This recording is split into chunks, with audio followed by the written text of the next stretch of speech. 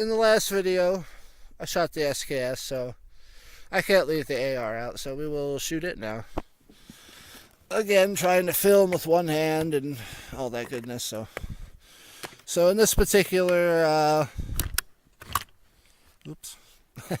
in this particular round of shooting, we're going to be shooting American Eagle boat tail loads or rounds at you probably can't see it, but way up there on the top of the hill, about 100 yards away, is a paper target, and I'll be trying to shoot the tightest group I can at that piece of paper. So we'll see how that goes. You're not going to be able to see it on the camera, but you'll be able to see the gun shooting. Okay, let's get at it. Okay. Shooting with a CenterPoint, cheap Walmart, well, fairly cheap Walmart 4 to 16x scope. I have it currently set at 10x, which I find is the highest magnification you can go and still have decent clarity and actually be viewable within the reticle, because it's pretty touchy on focal point.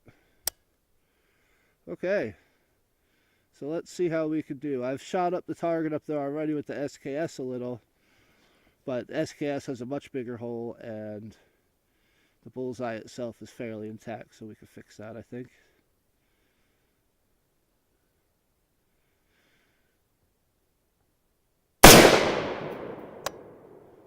Oh, yep, looks like we're pretty much right in there. I zeroed this scope a couple weeks ago, and I take it off and put my red dot on every time I leave the range. Sometimes I shoot with just the red dot, sometimes I swap them out in the middle of shooting. So it goes off and on, and it holds zero really well through all the changeover, both do.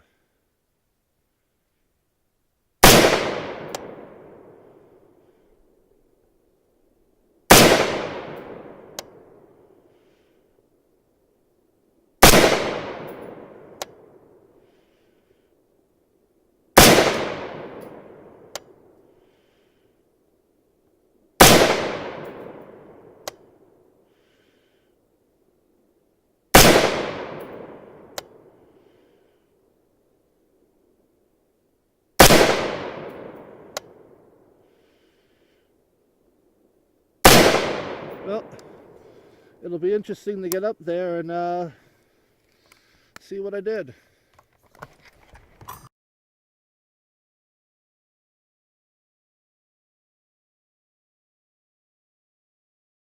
Okay, now for a little bit of AR-15 on steel fun. Hopefully it stays straight for most of my shots, or, you know, it keeps wanting to go sideways on me, but we'll see.